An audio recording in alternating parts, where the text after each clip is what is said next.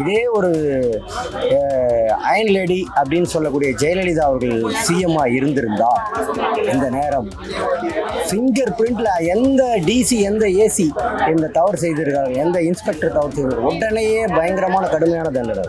எம்ஜிஆர் வீட்டில் ஒரு ஆர்டர் போட்டார். அவர் என்ன பண்ணால் எந்த ஏரியா எங்கே நடந்தாலும் கம்ப்ளைண்ட் பண்ணால் உடனே ஆக்ஷன் எடுக்கணும். அந்த ஸ்டேஷனுக்கு இந்த ஸ்டேஷனுக்கு போகணும், அலைக்கழிக்கூடாது மக்களை அப்படின்னு ஆர்டர் போட்டார் எம்ஜிஆர் இருக்கும்போது. இவங்க நம்ம வீட்லேயும் பொண்ணுங்க இருக்குது, நம்மளுக்கும் இருக்காங்க, அவங்க நினைக்காம சில வார்த்தைகள் விட்டுறாங்க.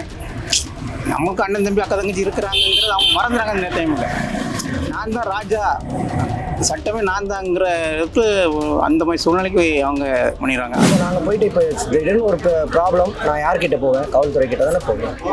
ஸோ அங்கேயே எனக்கு ரெஸ்பான்ஸ் இல்லைன்னா நாங்கள் யார்கிட்ட போவோம்? ஸோ சட்ட ஒழுங்கு யாருடைய கையில் இருக்குது? மாண்புமிகு முதலமைச்சர் கையில் இருக்குது. அவர் கடுமையான நடவடிக்கை. இப்போ சட்ட ஒழுங்கு வந்து கரெக்டாக இருந்துச்சுன்னா இந்த மாதிரி இது தவறுலாம் நடக்காது. அந்த மாணவிக்கு என்ன கொடுமை நடந்துச்சோ அந்த கொடுமை பண்ண பசங்களை உடனே கைது செஞ்சு அவங்களுக்கு கண்டிப்பாக அந்த மாவு கட்டு கண்டிப்பாக போடுற மாதிரி அவங்க பண்ணாங்கனாக்கா கரெக்டாக இருக்கும். அதே மாதிரி இந்த போலீஸ் அலட்சியம் வந்து ரொம்ப இதாக இருக்குது. ஏன்னாக்கா அடுத்த நாளுக்கு அப்புறம் தான் எஃப்ஐஆரே போட்டிருக்கா சொல்லி கேள்விப்பட்டாங்க. ஆனால் வந்து போலீஸ்காரர் ரொம்ப அலட்சியம். நம்ம நிர்வாகம் வந்து கரெக்டாக இருந்ததுன்னு வச்சுக்க, அது எப்படிப்பட்டவங்க நம்ம கண்ட்ரோல் பண்ண முடியாது. புரியுதுங்களா? எல்லா ஆளையும் கண்ட்ரோல் பண்ண முடியும். ஆட்சி நிர்வாகம்னா ஒரு கேர்லெஸ்ஸாக வந்து காசு அது போக்சோல உள்ளே போவான், திருப்பி பெயிலில் வருவான். அவனுக்கு என்ன ஒரு 10 ஆண்டுன்றது ஒரு 20 ஆண்டு சிறை தண்டனையாக கொடுப்பாங்க. அதை விட கடுமையான தண்டனையாக இருக்கணும்னு தான் ஒவ்வொரு பெற்றோருடைய எதிர்பார்ப்பேன். போதை கலாச்சாரங்கள் அதிகமாக இருக்குது. ரெண்டாவது என்னன்னு கேட்டிங்கன்னா அது சட்டம் ஒழுங்கு வந்து கரெக்டாக அந்த உரிய தண்டனை உடனே பிடிச்சி உடனே கைது பண்ணி அது கரெக்டாக அந்த பண்ண பசங்க யாருன்றதை உடனே பண்ணாங்கன்னா இந்த அளவுக்கு நடந்திருக்காது.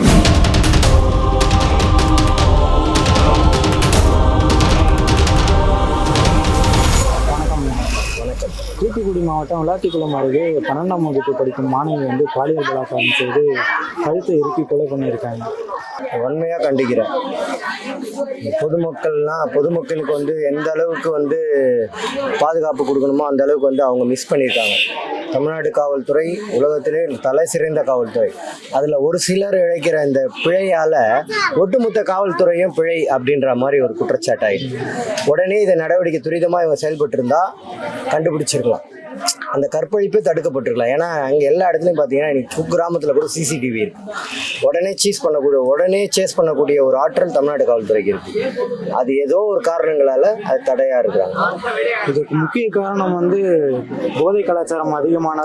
கண்டிப்பா டெஃபினட்டா போதை கலாச்சாரம் ஒட்டுமொத்தமா எல்லா பகுதியிலும் இருக்கு. இது முற்றிலும் ஒழிக்கப்பட வேண்டிய ஒரு விஷயம் போதை கலாச்சாரம். ஏன்னா அது வந்து அவனுடைய சுய நினைவை இழந்து செய்யக்கூடிய ஒரு செயலாக தான் இதை நான் பார்க்குறேன்.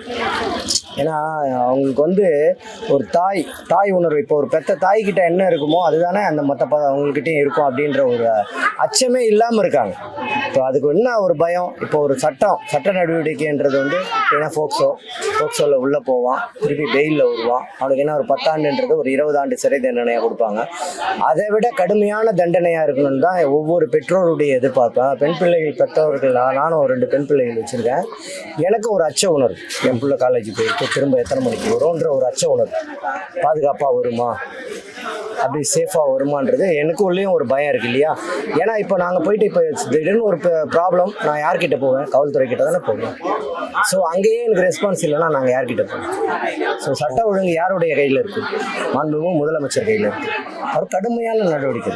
இதே ஒரு அயன் லேடி அப்படின்னு சொல்லக்கூடிய ஜெயலலிதா அவர்கள் சிஎம்மா இருந்திருந்தா இந்த நேரம் ஃபிங்கர் பிரிண்ட்ல எந்த டிசி எந்த ஏசி இந்த தவறு செய்திருக்காங்க, எந்த இன்ஸ்பெக்டர் தவறு செய்திருக்காங்க, உடனேயே பயங்கரமான கடுமையான தண்டனை, பாரபட்சமே இல்லாமல் இருக்கும்.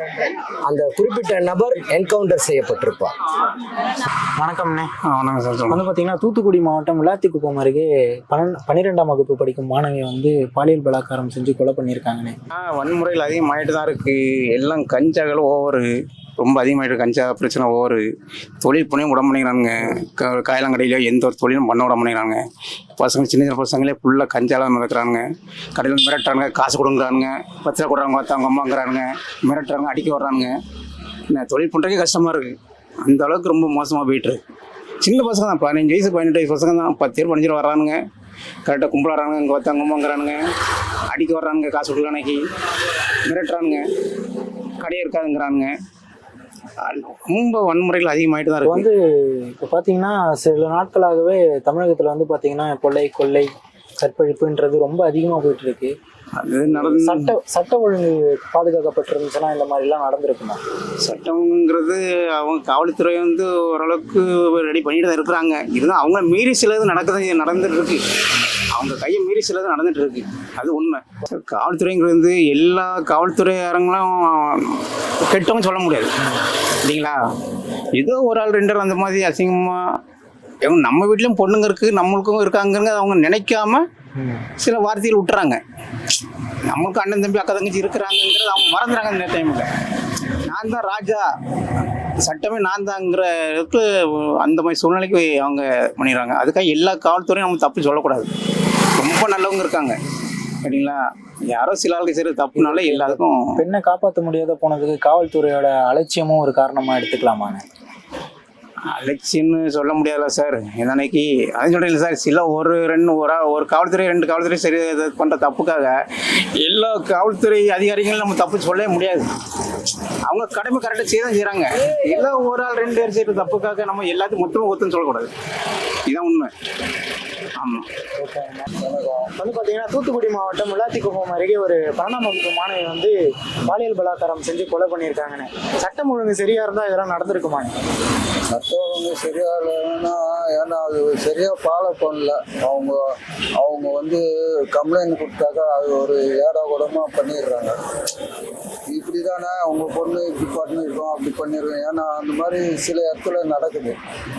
பொண்ணுங்க இந்த மாதிரி போகிறாங்க வராங்க அப்படின்னா அதை வச்சு அவங்க சொல்லிட்டு இருப்பாங்க. ஏன்னா 2 பேர்லையும் நம்ம குற்றம் சொல்ல முடியாது. அவங்களும் இது மாதிரி நாடு ஃபுல்லாக எல்லாரையும் பார்க்க முடியாது இல்லைங்களா. இப்போ ஒரு லேடி போனாங்க, ஆனால் கம்ப்ளைண்ட் கொடுத்தது அது ஒரு ஆக்ஷன் பண்ணியிருக்கணும். சரி இது சரிங்க நாங்கள் இதுங்க, அது எதிர்மறையாக பேசுறது அது தப்பு தான். ஏன்னா இப்போ வந்து பார்த்தீங்கன்னா தொடர்ந்து தமிழகத்தில் வந்து பார்த்தீங்கன்னா இந்த மாதிரி குற்றச்செயல்கள் நிறையா வந்துட்டு டெய்லி நடக்குது. நான் பேப்பர் பார்க்குறேன். இந்த கொலை குற்றம், கள்ளக்காதல், அது இது, இந்த கொலை, கணவன் மனைவி கொள்வது, மனைவி கொள்வது 3 நாள் முன்னே ஒரு ஆட்டோ டிரைவர் ஆந்திராவில் அவங்க ஒய்ஃபு எங்கேயோ ஓடி போச்சுன்ட்டு 3 ஒன்று 5 வயசு பொண்ணு, இன்னொரு வந்து ஒரு 8 வயசு பொண்ணு, இன்னொன்று 10 வயசு பொண்ணு, எல்லாம் பேப்பரில் இருக்குது. நான் காமிக்கிறேன். அது வந்து அவர் என்ன பண்ணிட்டு போனவொடனே கஷ்டமாக இருக்குன்னு 3 குழந்தையும் ஏற்றிட்டு நான் தோசை வாங்கி தரேன்னு கூப்பிட்டு போயிட்டு அவங்க ஏரியில் எல்லாம் 3 குழந்தையும் எடுத்து குளத்தில் போட்டுவிட்டான். குளத்தில் போட்டு அது சாவுற வரைக்கும் அங்கேயே நின்று பார்த்துட்டு செத்த உடனே நேராக வந்து வீட்டுக்கு அவங்க அம்மாக்கிட்டே சொல்லிவிட்டு போலீஸில் போய் சரணாங்கிருக்கான். இதெல்லாம் எதனாலன்னா இந்த மாதிரி கள்ளக்காதல் அது இது. அதனால நாடு ஃபுல்லாக நடக்குதுன்னு அவங்க கொஞ்சம் கேர்லெஸ்ஸாக இருந்துருக்காங்க போலீஸ். இப்போ காவல்துறையோட அலட்சியம் தான் இதுக்கு காரணம்னு எடுத்துக்கலாமா, இல்லை தமிழகத்தில் போதை கலாச்சாரம்ன்றது அதிகமாகிடுச்சு? இப்போ அதுதான் மெயின். போதை கலாச்சாரம் இருக்கிறதுனால தான் எல்லாருமே இப்படி பண்ணுறாங்க. போதையில் என்ன பண்ணுறாங்க ஏது பண்ணுறாங்க தெரியல. அது பெண்களும் உஷாராக இருக்கணும். புரியுதுங்களா? நம்ம இது மாதிரி போகும்போது இப்போ எல்லாம் நடக்குது, நாட்டில் நடக்குது, எல்லாம் தெரியுது. அது நம்ம லேடிஸும் கொஞ்சம் உஷாராக இருக்கணும். இப்போ கூட கொஞ்சம் இன்னும் ஒரு 10 மணிக்காக போங்க, இதில் வேலை செய்கிற இந்த ஜிஆர்டி அது இது வேலை செய்கிற லேடிஸ்லாம் வரும். எல்லாம் தோளில் கை போட்டு தான் வராங்க. என்ன பண்ண முடியும் சொல்லுவோம்? நம்ம அது எதுவும் பண்ண முடியாது. இங்கேயே கட்டி பிடிச்சி அடிக்கிறாங்க எல்லாம் பண்ணுறோம். நான் டெய்லி இங்கே தான் உட்காந்து நீங்கள் பார்க்குறீங்கள, எல்லாம் வேடிக்கை தான் பார்க்குறேன்.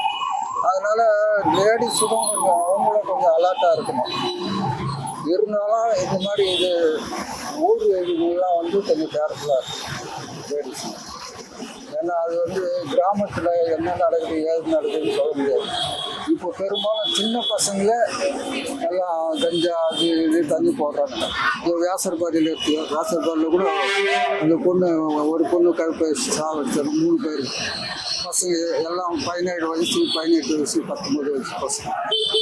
இதுக்கெல்லாம் மூல காரணமே இந்த கஞ்சா. கம்ப்ளைண்ட் கொடுத்தும் அது ஒரு பெரிய பொருட்களா எடுத்துக்காம அலட்சியமா செயல்பட்டு இருக்காங்க காவல்துறை. காவல்துறை வந்து முதலமைச்சரோட அது வந்து அலக்கழிச்சு இருக்காங்க. அங்கே போய் கம்ப்ளைண்ட் பண்ணு, இங்கே போய் கம்ப்ளைண்ட் பண்ணுன்னு அது வந்து பண்ணக்கூடாது. அலக்கழிச்சு இருக்காங்க. அங்கே போ அங்கே போ அது எம்ஜிஆர் பேட்டில் அது ஒரு ஆர்டர் போட்டார். அவர் என்ன பண்ணா, எந்த ஏரியா எங்கே நடந்தாலும் கம்ப்ளைண்ட் பண்ணால் உடனே ஆக்ஷன் எடுக்கணும். அந்த ஸ்டேஷனுக்கு போ, இந்த ஸ்டேஷனுக்கு போன்னு அலைக்கழிக்கூடாது மக்களை அப்படின்னு ஆர்டர் போட்டார் எம்ஜிஆர் இருக்கும்போது. அப்போது வந்து எல்லாமே கண்ட்ரோலாக இருக்கும். எம்ஜிஆர் பீரியடில் போலீஸ் கண்ட்ரோலாக அது யாருமே குற்றம் இல்லை. ரவுடிங்களே பயந்து இருந்தாங்க அவர் பீரியடில். நாங்களாம் ஆட்டோவில் அப்போ முதல் ஆட்டோவுங்க இந்த வேசர்பாடி பெரம்பூர்லாம் போக மாட்டோம். சவாரி போனால் அங்கே ஒரு மாதிரி எல்லாம் ரவுடி பசங்க அதனால் சவாரி விட்டாங்க பார்ப்போம். எம்ஜிஆர் பீரியடில் வந்து தைரியமாக எல்லாருக்கும் நம்ம நிர்வாகம் வந்து கரெக்டாக இருந்ததுன்னு வச்சுக்க, அது எப்படிப்பட்டவங்களையும் நம்ம கண்ட்ரோல் பண்ண முடியும். புரியுதுங்களா? எல்லா ஆளையும் கண்ட்ரோல் பண்ண முடியும். ஆட்சி நிர்வாகம்னா ஒரு கேர்லெஸ்ஸாக வந்து காசு அது இதுன்னு பார்க்குறவங்க இருந்தாக்கா எந்த கட்சி எந்த ஆட்சியாக இருந்தாலும் அது காவல்துறை 10 தனிப்படை அமைச்சு தேட சொல்லியிருக்கோம். அதுதான் இந்த நடவடிக்கையை அவங்க பேரண்ட்ஸ் வந்து கம்ப்ளைண்ட் கொடுக்குறப்பவே எடுத்திருந்தா இந்த அதுதான் அது கேர்லெஸ் வந்து அவங்க போலீஸ் டிபார்ட்மெண்ட்டில் எல்லாரையும் சொல்ல முடியாது. இப்போ பிளாக் ஷிஃப்ட் எல்லா இடத்துலையும் இருக்குது, எல்லா டிபார்ட்மெண்ட்லையும் இருக்குது. அதாவது கவர்மெண்ட்டில் வேலை செய்கிறவங்க சரி, ப்ரைவேட்டில் வேலை செய்கிறவங்க சரி, இந்த மாதிரி ரோட்டில் இருக்கவங்க ஆட்டோ டிரைவரில் கூட இருக்காங்க பிளாக் ஷிஃப்ட்டுன்னு. அது தெரியும், கருப்பாடுன்னு அது இருக்க தான் செய்யுது. அதாவது 1000 ஒருத்தர் 2 பேர் இருக்க தான். அந்த மாதிரி அந்த ஸ்டேஷனுக்கு அது வந்து எல்லாருக்கும் ஒரு பாடமாக அமையணும். இந்த பாடம் என்னன்னா, சரி இந்த மாதிரி அலோகேஷனால ஒரு பொண்ணு அலோகேஷனாக சேர்த்துது, அது வந்து இந்த மாதிரி பண்ணக்கூடாதுன்னு மற்ற ஸ்டேஷனு எல்லாருக்கும் ஒரு அலர்ட் அவங்க ஒரு அலர்ட்டாக இருக்கணும். வணக்கம்ண்ணே. வணக்கம் சார். வந்து பார்த்தீங்கன்னா தூத்துக்குடி மாவட்டம் விளாத்திக்குப்பத்துக்கு அருகே பள்ளிநலம் வகுப்பு மாணவி வந்து பாலியல் பலாத்காரம் செய்து கொலை செய்யப்பட்டிருக்காங்கண்ணே. சட்ட ஒழுங்கு ஒழுங்காக இருந்திருந்தால் இதெல்லாம் நடந்திருக்குமா? கண்டிப்பாக சட்ட ஒழுங்கு வந்து கரெக்டாக இருந்துச்சுன்னா இந்த மாதிரி இது தவறுலாம் நடக்காது.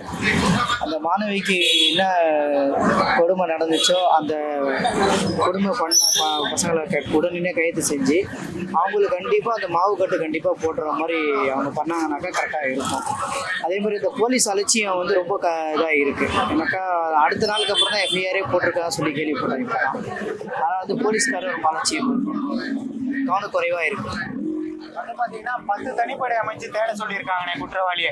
இந்த நடவடிக்கையை முதல்ல எடுத்திருந்தா அந்த மாணவியோட உயிரை காப்பாற்றிருக்காங்க. தனிப்படை வந்து இப்போ ஸ்டார்டிங்லேயே போட்டிருந்தாங்கனாக்கா அது ஒரு உயிரை காப்பாற்ற கூட வாய்ப்பு அதிகமாக இருக்குன்னு தான் சொல்கிறாங்க.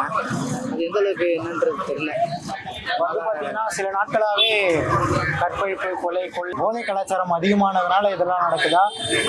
இல்லை, போதை கலாச்சாரங்கள் அதிகமாகவும் இருக்குது. ரெண்டாவது என்னன்னு கேட்டிங்கன்னா அது சட்டம் ஒழுங்கு வந்து கரெக்டாக அந்த உரிய தண்டனை உடனே பிடிச்சி உடனே கைது பண்ணி அது கரெக்டாக அந்த பண்ண பசங்க யாருன்றத உடனே பண்ணாங்கன்னா இந்த அளவுக்கு நடந்திருக்காது. இப்போ வரைக்கும் அந்த பையனை கண்டுபிடிக்காமல் இருக்கிறாங்க. அந்த விளாத்திக்குள சம்பவம், அந்த மாணவியோட மரணத்துக்கு இப்போ வரைக்கும் வந்து அந்த யார் பண்ணா எவர் பண்ணான்றது கூட தெரியாமல் போயிட்டு இருக்குது விஷயம். அதனால் சட்ட ஒழுங்குகள் கொஞ்சம் சரியாக இருந்துச்சுனாக்கா கவர்மெண்ட் கரெக்டாக இருக்கும்.